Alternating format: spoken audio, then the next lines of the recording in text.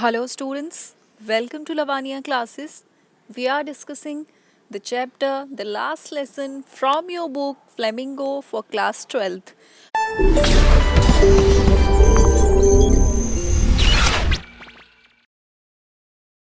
हमने last two videos में काफ़ी चैप्टर कवर कर लिया था और जिनके लिंक वीडियोस में नीचे डिस्क्रिप्शन बॉक्स में गिवन है। और इस वीडियो को समझने के लिए आपको वो दोनों पार्ट्स ज़रूर देखने पड़ेंगे, तो उन्हें ज़रूर से पहले देखिएगा एंड देन आगे हम यहाँ से कंटिन्यू करते हैं। I was amazed to see how well I understood it. तो ये कौन कह रहा है? फ्रेंड्स कह रहा है कि वो बहुत ही ज़्यादा हैरान था कि आज उसे फ्रेंच लैंग्वेज कितने अच्छे से समझ आ रही थी, जैसे कि उसे आज तक नहीं समझ में आई थी।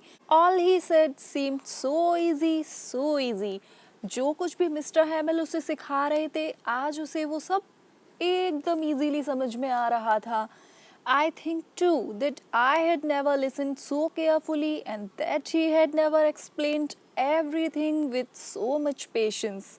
तो आज फ्रेंड्स को क्या लग रहा है कि उसने तो शायद अपनी लाइफ में इतना केयरफुली पढ़ा ही नहीं था जिससे कि उसे कुछ समझ आ पाता, और ना ही उसे लगता है कि मिस्टर हैमिल ने कभी इतने पेशेंस के साथ ये फ्रेंच चैप्टर उन लोगों को पढ़ाया था। तो आज जब दोनों के साथ ही ये वर्स्ट सिचुएशन आई है कि उन्हें आखिरी बार ये काम करने के लिए मिल रहा है, तो दोनों ही लोग अपना पूरा फोकस, पूरे अटेंशन के साथ उस काम को कर रहे हैं। तो यहाँ पे किसकी इम्पोर्टेंस की बात हो रही है? अपनी मदर टंग की इम्पोर्टेंस शो हो रही है। It seemed almost as if the poor man wanted to give us all he knew before going away and to put it all into our heads at one stroke. At one stroke means in one go, एक ही बार में। तो friends क्या कहता है?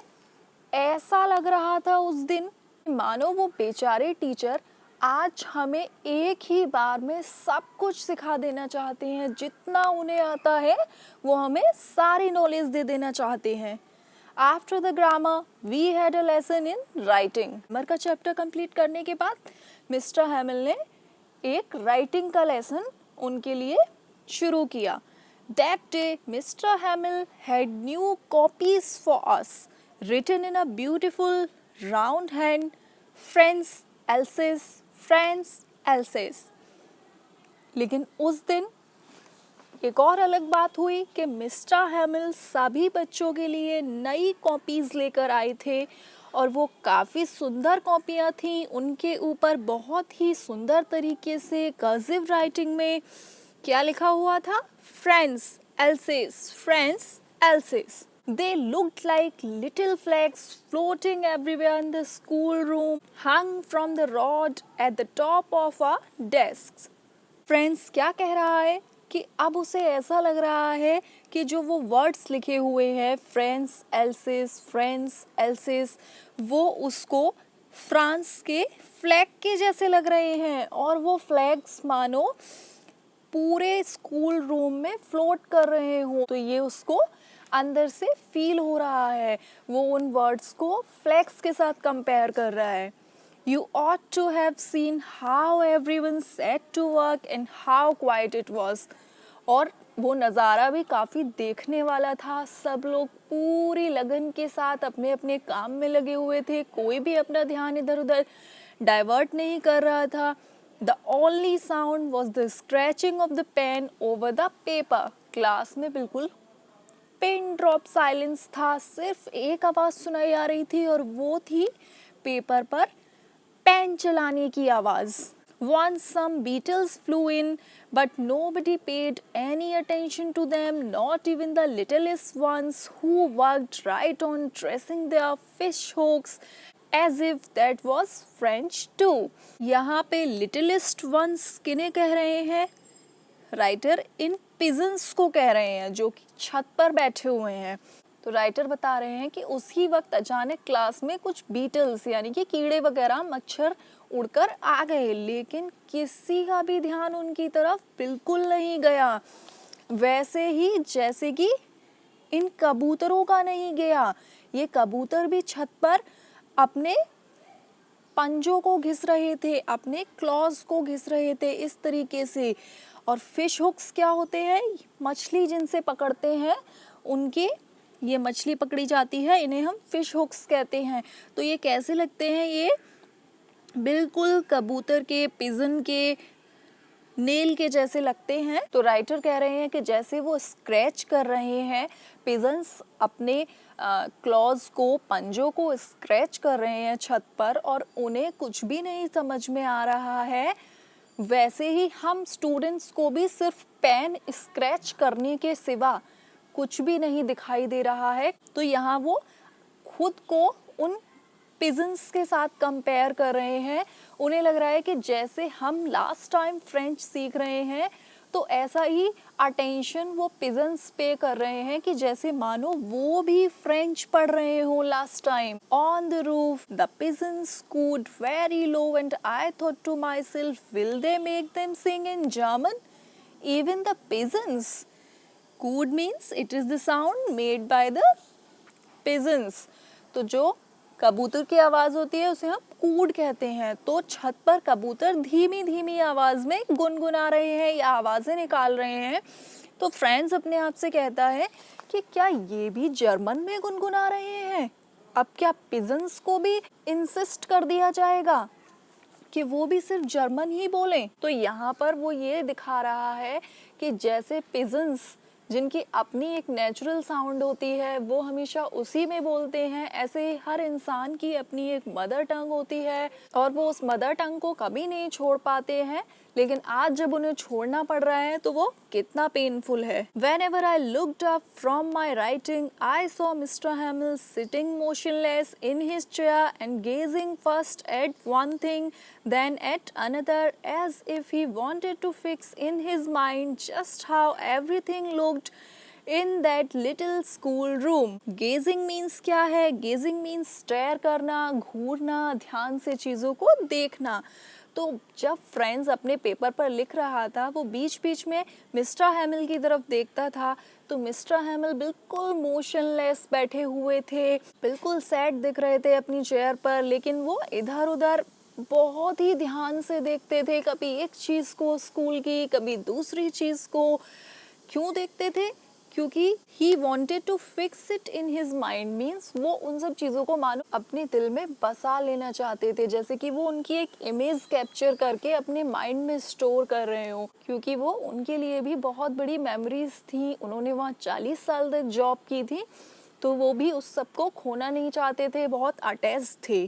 Fancy For 40 years, he had been there in the same place with his garden outside the window and his class in front of him, just like that. Friends कह रहा है कि मजाक नहीं है ये, 40 साल से वो इंसान यहाँ जुड़ा हुआ है, एक ही प्लेस पे काम कर रहा है, उसका गार्डन है विंडो के बाहर, 40 साल से यहाँ स्कूल की हर चीज़ से उसका अटैचमेंट रहा है। तो ये सब उसके लिए छोड़ना बहुत ही डिफिकल्ट है। Only the desks and benches had been worn smooth. The walnut trees in the garden were taller, and the hope vine that he had planted himself twined about the windows to the roof. Walnut trees अखरोट के पेड़ होते हैं और twine means twist हो जाना। Friends क्या कह रहा है? 40 साल में मिस्टर हैमिल बिल्कुल भी नहीं बदले हैं, कुछ भी नहीं बदला था इस स्कूल में। सिर्फ और सिर्फ बदला तो क्या बदला था? वो डेस्क्स और बेंचेस वहाँ की बच्चों के बैठने की वजह से, रेगुलर ओवर यूज़ होने की वजह से वो बेंचेस स्मूथ हो गई हैं, उनकी लकड़ियाँ ख़राब हो गई हैं। तो सिर्फ और सिर्फ ये चेंजेस आए हैं। बाकी जो वॉलनट ट्रीज़ हैं, जो अखरोट के पेड़ हैं, मिस्टर हैमिल ने जो उगाए थे गार्डन में, वो बड़े हो गए हैं। और होप वाइन क्या होती है? होप वाइन एक तरीके की बेल होती है जो कि ट्विस्ट हो गई है, विंडो के आसपास पूरी विंडो के घेरा बना लिया है और छत की तरफ जाती जा रही है। तो फ्रेंड्स बता रहा है कि कितना अटैचमेंट है उनका, उन्होंने इस स्कूल से खुद को कितना बांधा हुआ है। How it must have broken his heart to leave it all, poor man, to hear his sister moving about the room above packing their trunks. Trunks means luggage, सामान। तो फ्रेंड्स कह रहा है कि कितना इमोशनल अटैचमेंट होगा इनका, mister हैमिल का दिल कितना टूट रहा होगा इस सब को छोड़ के जाने के बाद। बेचारे मिस्टर हैमिल, और तो और उन्हें ऊपर से जब आवाज़ आती है उनकी सिस्टर के सामान पैक करने की, तो वो कितना टूट रहे होंगे। For they must leave the country next day, क्योंकि उन्हें अगले दिन सुबह ये देश छोड़कर जाना है। But he had the courage to hear every lesson to the very last. लेकिन मिस्टर हैमिल के अंदर इतनी हिम्मत है, इतना करेज है कि वो हर लेसन को लास्ट तक कंप्लीट करवा रहे हैं। बहुत ही हिम्मत वाले व्यक्ति हैं वो। After the writing we had a lesson in history and then the babies chanted their ba be bi bo bu. तो राइटिंग के बाद हमारा एक हिस्ट्री का लेसन हुआ, और उसके बाद बेबीज किसे बोला जा रहा है यहाँ पे? फ्रेंड्स, बेबीज वहाँ क्लास में बैठे हुए स्टूडेंट्स को रेफर कर रहा है बेबीज की तरह। और क्योंकि वो लोग फ्रेंच लैंग्वेज में अभी नहीं कुछ भी जानते हैं, और जैसे कि छोटे बच्चे कुछ भी नहीं जानते हैं, तो वो ए बी सी डी ऐसे स्टार्टिंग के साउंड्स को निकाला करते हैं, प्रोनाउंस किया करते हैं। ऐसे ही वो सब भी स्टार्टिंग के लेटर्स को प्रोनाउंस कर रहे हैं। बा बे बी बो बू ऐसे करके साउंड्स निकाल रहे हैं, वो सब लोग सीख रहे हैं। Down there at the back of the room, old Hauser had put on his spectacles and holding his primer in both hands, spelled the letters with them.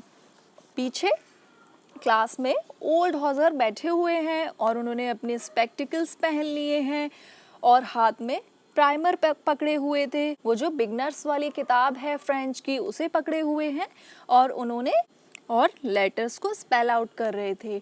You could see that he too was crying, his voice trembled with emotion, and it was so funny to hear him that we all wanted to laugh and cry. जो old हॉजर हैं, गांव के जो बूढ़े व्यक्ति हैं, वो इतने इमोशनल हो रहे हैं, इतने डिसहार्टन हो रहे हैं उन लेटर्स को स्पेल करते वक्त, वो रो रहे हैं और उनकी आवाज़ कँप रही थी। वो जो आवाज़ थी कपती हुई, वो सुनने में इतनी फ़नी लग रही थी कि हम सबको समझ में नहीं आ रहा था कि उस आवाज़ को सुनकर रोया जाए या हंसा जाए।